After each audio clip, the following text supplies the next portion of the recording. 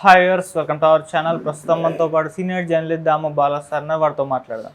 నమస్కారం. నమస్తే సార్, రఘురామకృష్ణరాజు గారి పైన ఎస్సీ/ఎస్టీ అట్రాసిటీ కేసు నమోదు చేశారు సార్. అయితే ఇప్పుడు దీనిపైన చంద్రబాబు నాయుడు గారు ఒక రకంగా రఘురామకృష్ణరాజు గారికి షాక్ ఇచ్చారన్నట్టు చెప్తున్నారు.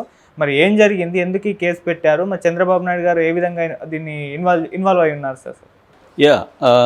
యాక్చువల్గా ఏం జరిగిందంటే, మామూలుగా గత 5 ఏళ్లలో రఘురామకృష్ణరాజు ప్రజల్లో ఎప్పుడు లేడు. ఢిల్లీలో ఉండి లేదా హైదరాబాద్లో ఉండి నిరంతరం ఛానళ్ళల్లో ఉండేవాడు తప్ప ప్రజల్లో ఉన్న ఇది లేదు. అయితే ఇప్పుడు ఉండి ఎమ్మెల్యే అయ్యాడు కాబట్టి నిరంతరం ఆయన ప్రజల్లో ఉండడానికి ట్రై చేస్తున్నాడు. అది ఖచ్చితంగా అప్రిషియేట్ చేయాల్సిన అంశం. ఎందుకంటే ఎమ్మెల్యే ప్రజలకు అందుబాటులో ఉండాలి, ప్రజల సమస్యల్ని తీర్చాలి.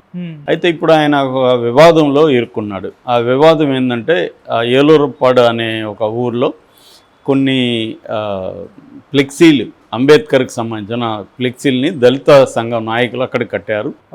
దాన్ని ఈయన వెళ్ళి తన అనుచరులతో దానంతా ఇప్పేసి దానంతా పక్కన పడేశాడు, చించేశాడు అని. సో దాని మీద ఎస్సీ/ఎస్టీ అట్రాసిటీస్ కేసు ఆయన మీద పెట్టారని ఒక వార్త వైరల్ అవుతుంది. నిజంగా పెట్టారా లేదనేది మనకి ఇప్పటివరకైతే కన్ఫర్మేషన్ లేదు. కానీ దళిత సంఘాలు మాత్రం రాష్ట్ర వ్యాప్తంగా ఆందోళన మొదలుపెట్టాయి. ఆయన దిష్టిబొమ్మను దగ్ధం చేయడం కావచ్చు, అవన్నీ మొదలుపెట్టారు. దళితులకి ఆయన అన్యాయం చేశాడు. దళితులకు దేవుడైన అంబేద్కర్ ఫ్లెక్సీల్ని ఆయన తీసేశాడు అనేసి ఆయన మీద చాలా తీవ్రంగా దళిత నాయకులందరూ కూడా రాష్ట్ర వ్యాప్తంగా చేస్తున్నారు. సో దీనికి ఆయన సమాధానంగా ఒక వీడియో పెట్టాడు. ఆ వీడియోలో ఏముందంటే, ఆయన సనాతన స్వదేశీ సేన అధ్యక్షుడు అని కూడా చెప్తున్నాడు. ఇప్పటివరకు నేనైతే వినలేదు అలాంటి సేన ఉన్నట్టు. మామూలుగా నేను ఇంతకుముందు పౌర హక్కుల సంఘంలో పనిచేసినప్పుడు చూసేవాడిని.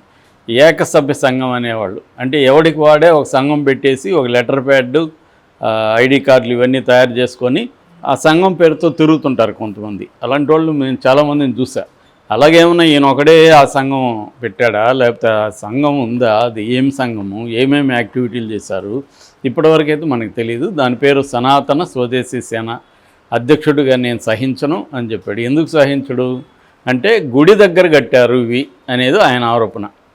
గుడి దగ్గరకు వచ్చి దళితుల పేరుతో అంబేద్కర్ పేరుతో చేస్తే ఎవరు సహించినా నేను మాత్రం ఈ సేన అధ్యక్షుడిగా సహించను, అందుకని తీసాను అని చెప్పాడు. అంతవరకు కూడా ఓకే. నెక్స్ట్ ఏం చెప్పాడు, అసలు అంబేద్కర్ క్రిస్టియనే కాదు, వీళ్ళకేం పని అన్నట్టుగా మాట్లాడు. ఆయన బుద్ధిస్ట్ని వీళ్ళు పూజిస్తే పూజించుకుంటారు, కానీ మా గుళ్ళు దగ్గర, హిందువుల గుళ్ళు దగ్గర వచ్చి కడితే నేను ఒప్పుకుంటానా అన్నాడు. అంటే ఇక్కడ క్లియర్గా దళితులు అందరూ క్రిస్టియన్లని, క్రిస్టియన్లు వచ్చి హిందువుల దగ్గర అంబేద్కర్ ఇవి పెడితే నేను గమ్మునుంటానా, పలానా సేన అధ్యక్షుడిని నేను అని ఇక్కడ ఆయన అనౌన్స్ చేశారు. ఇక్కడ మళ్ళీ ఆయన చూపులో పడినట్టుగా అర్థమవుతుంది. చేసింది తప్పు, ఖచ్చితంగా తప్పు చేసినప్పుడు దాన్ని ఒప్పుకొని నేను తప్పు చేశానని చెప్తే సమస్య సాల్వ్ అయ్యేది. అది కాకుండా మళ్ళీ పెంచుతూ ఉన్నాడు, మళ్ళీ అనేక యాంగిల్స్లో పెంచుతున్నాడు.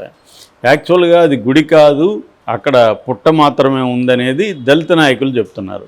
సరే, పుట్టుందా, గుడే ఉందనుకుందాం కాసేపు. ఈయన నిజంగానే హిందువుల మనోభావాలు దెబ్బతిన్నాయి అక్కడ కడితే అన్న ఆ సేన అధ్యక్షుడు కాబట్టి, ఆయన హిందువు కాబట్టి హిందువుల తరపున ఆయన వకల్తా తీసుకొని హిందువుల మనోభావాలు ఇక్కడ దెబ్బతింటాయి, హిందువుల గుళ్ళు దగ్గర అన్ని మతస్థులు వచ్చి కట్టారు అన్న బాధ ఉందనుకున్నాం.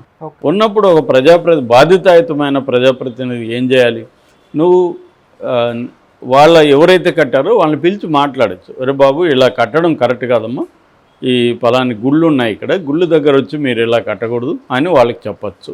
వాళ్ళు వినలేదనుకో, పోలీస్ కంప్లైంట్ ఇవ్వాలి, ఇలా కట్టారు, ఇది కరెక్ట్ కాదని. అప్పుడు పోలీసులు వాళ్ళతో మాట్లాడి తీయించడమా, లేకపోతే వీళ్ళు బలవంతంగా తీయించి ఇలాగ అల్లర్లు చేస్తున్నారు కాబట్టి వాళ్ళ మీద కేసులు పెట్టడమా చేస్తారు. ఇప్పుడు నేను ఫర్ ఎగ్జాంపుల్ నువ్వో నేను ఇలాగ ఒక దగ్గర కట్టారని పోయి తీసేస్తే మనల్ని వదులుతారా వీళ్ళు? ఇదే ఈయన బ్యానర్లే రేపు పొద్దున ఎవరైనా తీసేస్తే, ఏదో కారణం చెప్పి తీసేస్తే ఈయన వదులుతాడా? సో క్లియర్గా ఈయన లీగల్గా పోలేదు. లీగల్గా పోకుండా చట్టాన్ని తన చేతులకు తీసుకొని దాన్ని కప్పుపుచ్చుకోవడానికి సడన్గా ఇప్పుడు ఒక సేన గుర్తొచ్చింది, నేను ఒక సేన నాయకుడిని అంటున్నాడు. ఫస్ట్ నువ్వు ఎమ్మెల్యే, తర్వాత సేన కథ. రెండోది లీగల్గా ఒక ఎమ్మెల్యేని లీగల్గా వెళ్ళకపోతే ఇంకెవరు వెళ్తారు? రెండోది అంబేద్కర్ బుద్ధిస్ట్ అనే విషయం ఈయన కొత్తగా కనిపెట్టాడా? ప్రపంచవ్యాప్తంగా తెలుసు అంబేద్కర్ బుద్ధిస్ట్ అని. అంత మాత్రాన వేరే మతస్థులు అంబేద్కర్ని ఇది చేయకూడదా? అంబేద్కర్ బుద్ధిస్ట్ అయితే ఇంకెవరికి ఇది కాదా? కాబట్టి ఇక్కడ ఏంటంటే దాన్ని మళ్ళీ డైవర్ట్ చేయడానికి దళితులందరూ క్రిస్టియన్గా కన్వర్ట్ అయి ఉండొచ్చు చాలామందులు, కానీ వాళ్ళందరూ కూడా అంబేద్కరే వాళ్ళకి దేవుడు. యేసుక్రీస్తు కంటే కూడా చాలామందికి అంబేద్కర్ దేవుడు. యేసుక్రీస్తు పక్కన అంబేద్కర్ ఫోటోలు ఉంటాయి చర్చిల్లో కూడా. సో దళిత క్రిస్టియన్లు అంబేద్కర్ని తమ దేవుడిగా భావించకూడదా? భావించి వాళ్ళు బ్యానర్లు కట్టకూడదా? కట్టితే అది హిందువులకి అన్యాయం జరిగినట్టుగానా? హిందువులకి ఏమి అంబేద్కర్ పూజనీయుడు కాదా? ఓన్లీ క్రిస్టియన్స్కైనా అంబేద్కర్ పూజనీయుడు?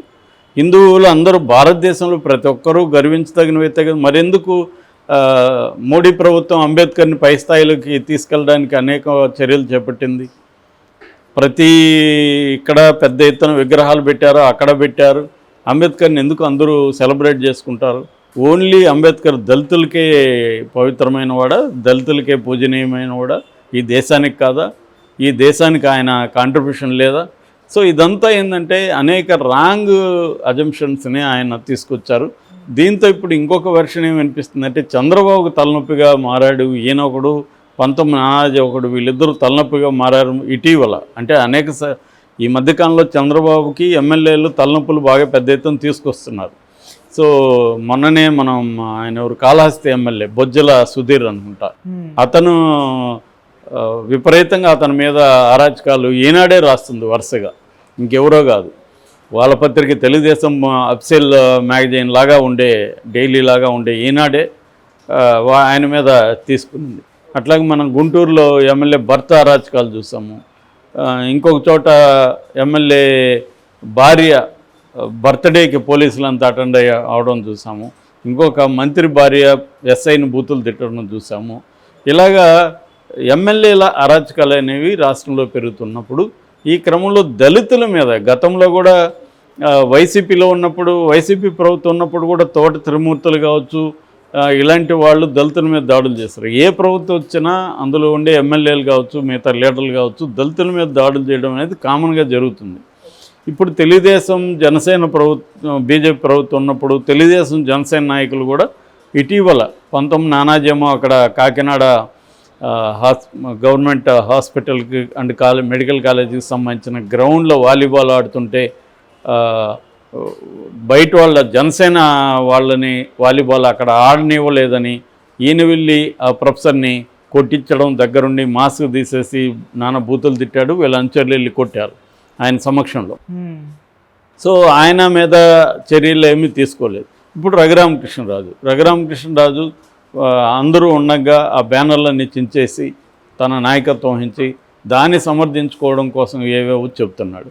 ఇది కరెక్ట్ కాదు. ఒక బాధ్యతాయుతమైన ప్రజాప్రతినిధిగా రఘురామకృష్ణరాజు, ఒకవేళ ఈయన అన్నట్టే అది గుడి కాదని వాళ్ళు అంటున్నారు, అక్కడైతే నేనైతే వెళ్ళి చూడలేదు, కానీ అది గుడి అయినా కూడా రఘురామకృష్ణరాజు చెప్తున్నట్టు గుడి అయినా కూడా ఆ గుడి దగ్గర కడితే ఖచ్చితంగా వాళ్ళతో పిలిచి, ఈయన ఎమ్మెల్యే కాబట్టి వాళ్ళతో పిలిచి మాట్లాడచ్చు, తప్పేం లేదు.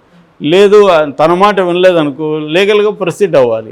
అది వదిలేసి నీ ఇష్టం వచ్చినట్టు నువ్వు బ్యానర్లు తీసేసి దాన్ని తీసేసిన తర్వాత ఒక స్టోరీ అల్లి నేను పలాని సేనాన్ని మళ్ళీ బీజేపీ వాళ్ళని రెచ్చగొట్టడానికి ఆ మాట మాట్లాడి ఇది కరెక్ట్ కాదు. దీనివల్ల తెలుగుదేశం కూటమి ప్రభుత్వానికి దళితులు యాంటీ అయ్యే అవకాశం ఉంది. అది రేపు పొద్దున చంద్రబాబుకి ఇబ్బంది.